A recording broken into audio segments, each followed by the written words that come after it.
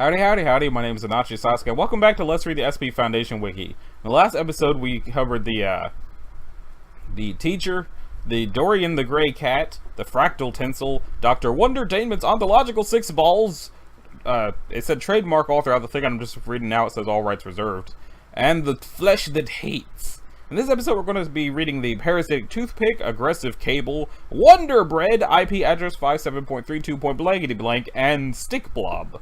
So let's check out that toothpick. Whoa. Alright. That actually, I have a couple of medicine bottles full of toothpicks, and this looks just like looking down into that bottle. SCP-611 must be sealed within its specified enclosure at all times. 611 should be provided with one piece of rotting meat per week as per dietary standards. Current information suggests that beef tongue, aged at room temperature for roughly 2 weeks, provides the best nutritional results while limiting breeding. A technician specializing in insecta must maintain the enclosure. Technicians performing maintenance on the enclosure must wear full biohazard suits to prevent possible infestation. While performing any maintenance, the temperature should be lowered to 10 degrees Celsius, which will lower the activity level of 611 significantly. After maintenance has completed, biohazard suits must be completely sterilized and cleaned. Following Incident 1, 611 has been relocated to a lower level. No food products may be allowed on the same containment level as 611. That sounds ominous, but we'll get to see it.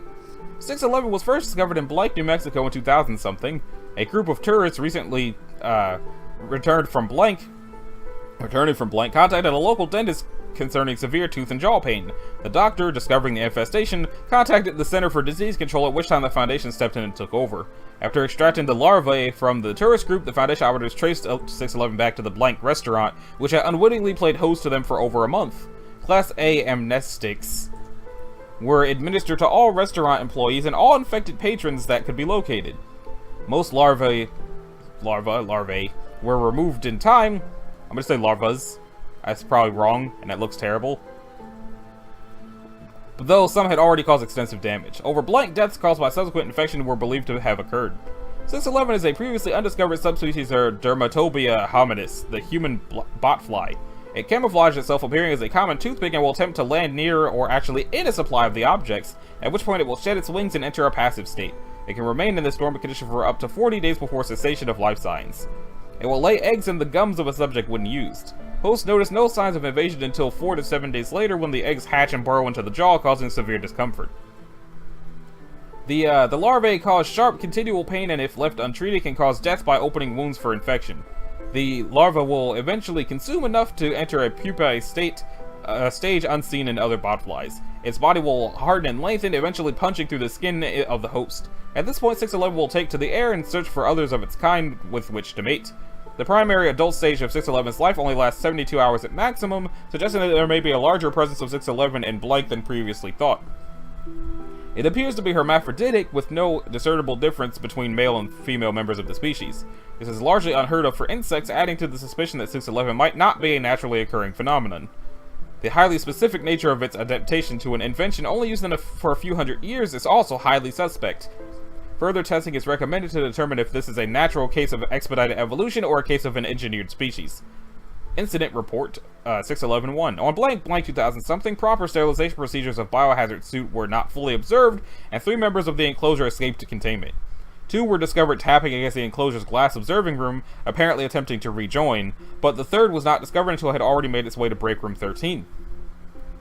The subsequent population generated by the initial infestation caused Blank deaths over Blank cases of severe mandible trauma. 611 was subsequently relocated to a lower level with no break rooms or mess halls to limit possible accidental exposures. Individuals who suspect a possible breach should report to Dr. Blank for oral examination and antiparasitic treatment. And now I'm going to leave here because I don't really want to look at that picture ever again. Now it's time for the aggressive cable, which is Euclid. Is this just going to be the episode of mundane things attacking people? It sounds like it. All specimens of 612 are to be kept in containment cell Blank, in site Blank, attached to sockets appropriate to their form. The walls, floor, and ceiling of the chamber will be checked for physical breach every 15 minutes. An electric meter installed outside the cell will remain connected to a remote monitor. Any significant power flux is to be logged and reported immediately to Dr. Blank, as well as on-site maintenance personnel. Testing indicates that a 1m solution of, I guess maybe it's meter? But that's not how aqueous works. Aqueous. I don't know. Of aqueous sodium chloride stuns 612, rendering it temporarily inert. Therefore, a delivery system is to remain charged and ready for immediate use. Weekly testing is mandatory. The walls of the containment cell are to be lined with conductive metallic mesh permanently connected to ground, and the cell's exit is to be charged with a potential exceeding 1 kilovolt. All power to the cells to be generated locally prevents 612 from accessing the primary grid. As 612's containment is not yet complete, all personnel are advised to keep alert for any cable which exhibits unusual activity, including but not limited to unexplained power flux, unsimulated movement, and data expunged. As of July 9th something, all personnel assigned to 612 must wear Faraday suits capable of discharging an electric potential in excess of 2 kilovolts. Description: instances of 612 present as electrical cables of various types. Any variety of cable can potentially play host to 612, but its preferred method of attack leads it to favor power and network cables. So Ethernet. SCP-612 is, in its dormant state, simply piled on the ground. It prefers to hide in dark, warm places or to be attached to appropriate sockets. Apart from its sentience and capability for movement, it displays a slightly higher specific electrical resistance than ordinary cables of its type. Current measures indicate a blank % high ohm reading. Analysis of a neutralized instance of 612 reveals the materials to be virtually identical in composition to regular cables of that type, save for trace amounts of gold spread throughout the cable, other shape memory alloy constituents, and further traces of yet unidentified elements. The impurities are arranged regularly in a microcrystalline structure. 612 will not attack unless it's provoked, however it interprets any attempt to move it harshly to be provocation, regardless of intent. If such a movement detaches 612 from its socket, should it be attached to one, it becomes rigid, swaying in the air before lunging at its attacker, suffocating it in the manner of a constrictor. After its attack, 612 will return to its socket. Should 612 remain connected, even partially, to a power source, its tactic will change, using electricity as a means of warding off or stunning the attacker. Network cables hosting 612 will have a much different socket, see Incident Report 1. Testing shows that even when connected to a standard US power socket, 612 is capable of unleashing a charge in excess of blank kilovolts. It is currently unknown how it accomplishes this, but preliminary research suggests it is related to its unusual internal structure, specifically data expunged, thus storing charge. Current models predict that 612 is directly responsible for roughly blank of domestic incidents involving electricity. Addendum 1. 3 specimens of 612 have been found attached to the same peripheral in the server room of Site Blank. It has since been verified that 612 multiplies by gradually affecting regular cables connected to it, connected in any way to it. Containment procedures have been updated accordingly. Incident Report 1. On March 9th something, or I guess it's probably September then.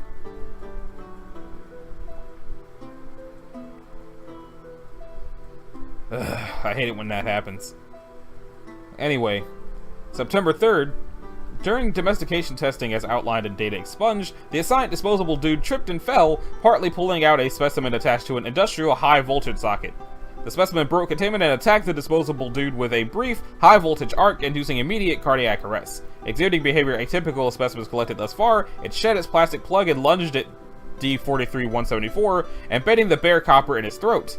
The electrical current caused the corpse to seize 23 distinct times, starting at the point of impact and spreading towards the extremities in a fashion distinct from regular electrocution.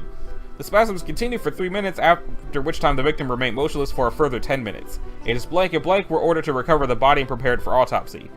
During preparation for the autopsy, the coroner noted the victim's heart was still beating. Upon remandment to the ICU, it was discovered that the heartbeat was erratic, not indicative of life. Additionally, brain function had ceased, replaced with electrical discharges, but currently theorized to be data expunged. Recommend continuing observation. September 7th. Sometime over the previous night, the body of D-43174, henceforth reclassified as 612-1, began extruding fibrous, ropey tissue from its extremities, most notably from its nail beds. Ugh. Visual analysis of this tissue suggests it is primarily data expunged. These tissues piled around its feet until the pile reached data expunged, suggesting that all tissues had been expelled from the body. One began to shudder violently, then collapsed as its spinal cord pulled itself out of its body. Shortly thereafter, one began to data expunge, whereupon the test chamber was remotely incinerated. Recommend all personnel wear conductive mesh suits to be designated Faraday suits when interacting with 612.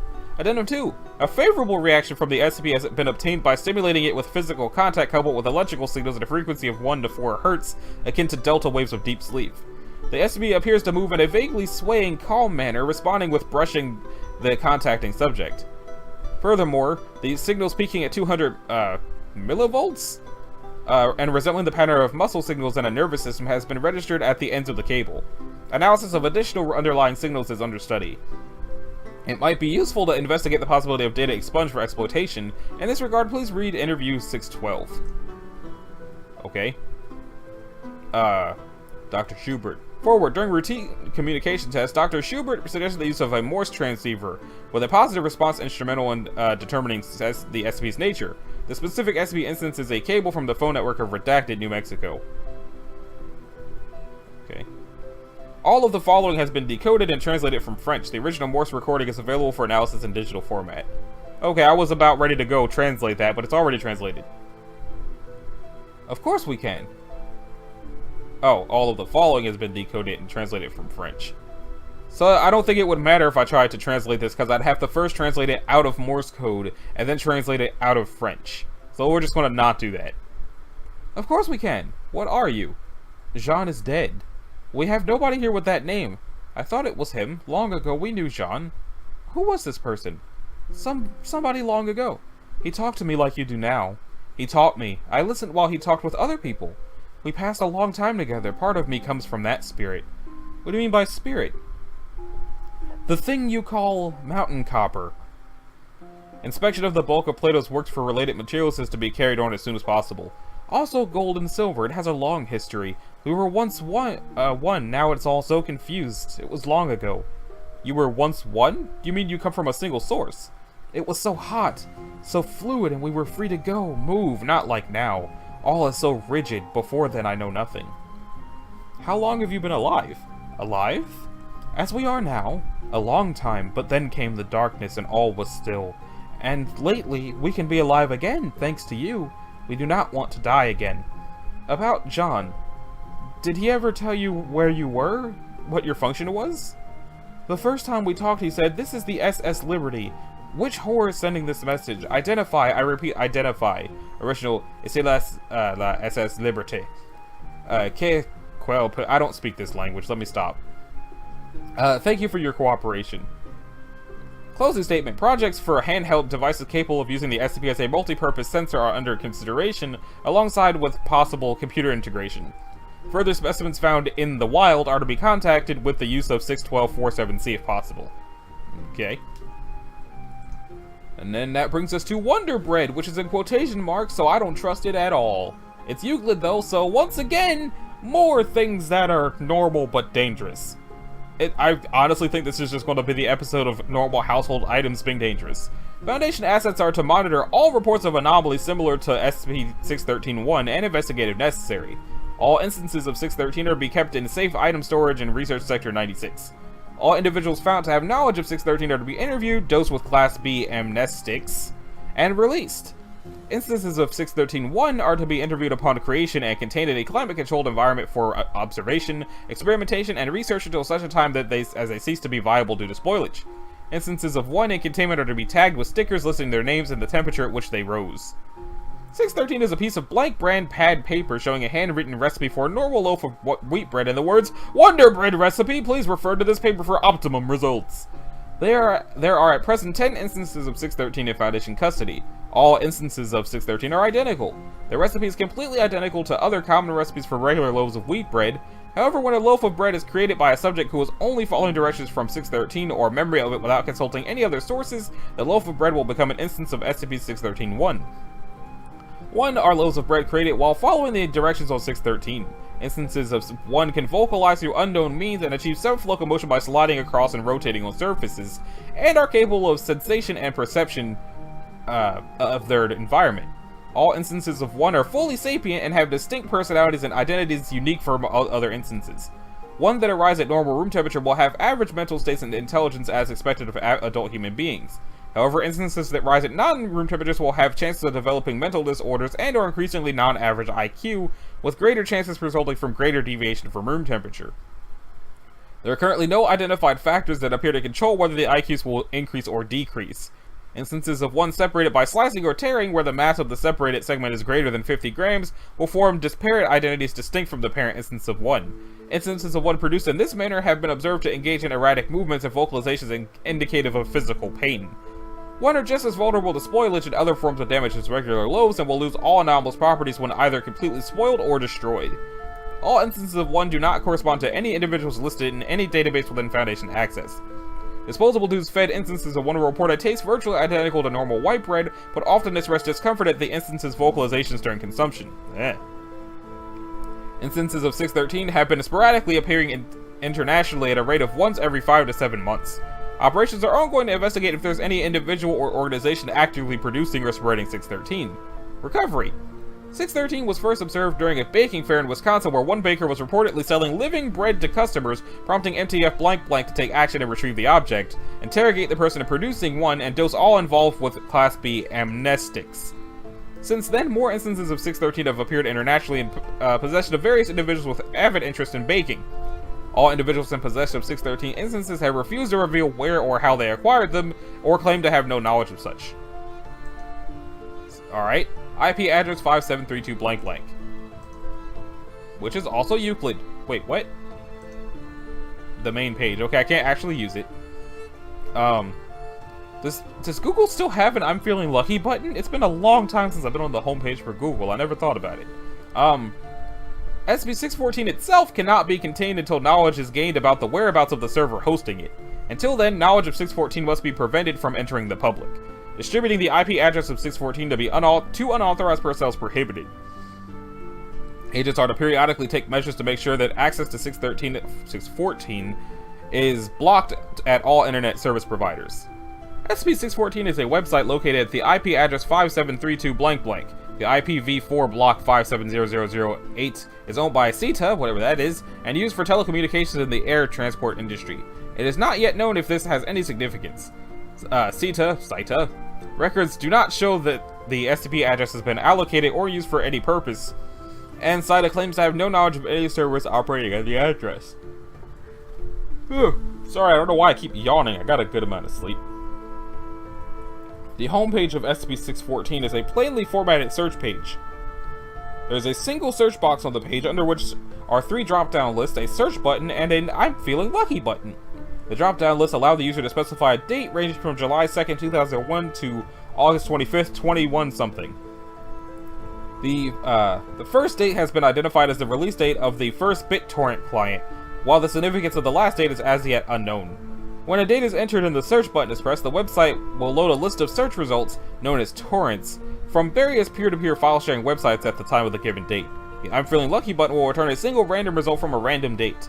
Experiments have shown that the searches with the date set at a past date are perfectly accurate as to the results, while searches from a future date are around 95% accurate at returning the actual results that will appear on the given date. See experiment log 1A.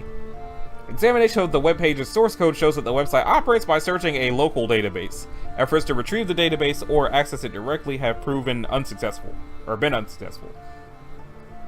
Experiment log 614-1A. Researcher Dr. Opus. August the 12th, 2009. Over the course of about 20 days, a series of tests were run to check the accuracy of 614 regarding future torrents. A string was randomly generated and searched for in 614, and a note was made if a previously generated dummy file was found.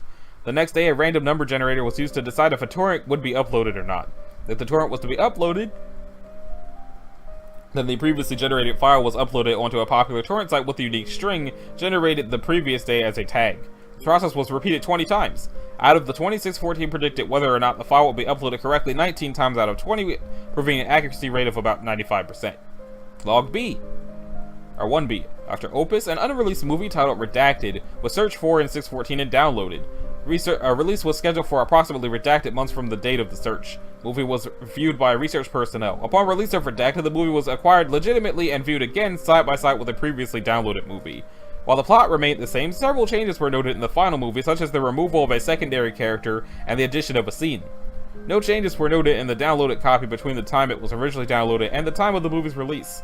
Note, in addition, while downloading the movie, it was noted that the IP address of the peers other users connected together to facilitate sharing of the file were the same as the IP address of 614. Download logs. Dr. Opus. Site that was date the site was accessed. February 20th, 2011. Date entered into the site, 2030-something. Search terms, SCP. Files downloaded, WikiLeaks SCP 2030-something Z7. The entire collection of Foundation documents uploaded by the WikiLeaks organization. Some anomalies and inconsistencies with current documents were found, such as the inclusion of previously unknown SCP blank, the listing of SCPs blank, blank, and blank as decommissioned, and data expunged of SCP blank. Further research into these leaked files is being done, and further security precautions have been taken to try and prevent the security breach. Dr. Opus. Requesting that SCP-614's object class be upgraded to Euclid in light of its internet connection, the potential for public exposure, the frequently changing contents of the website, and the possibility of the appearance of more hazardous files. 05 blank, class change approved. What, did it used to be safe? Also, I don't like that it's just giving links to torrent sites. That sounds pretty shady. But that brings us to the stick blob! Better not be Heater. Okay, it's also Euclid, so all Euclids, all weird things. SCP-615 is to be kept in a secure enclosure constructed of inorganic materials. Under no circumstances is organic matter, especially plant matter, to be allowed within 615's enclosure without the approval of a level 4 researcher. It's not going to do the dead bodies thing again, is it? For safety reasons and because of 615's aggressive and territorial nature, personnel are not allowed to enter the enclosure without a security detail armed with incendiary weaponry.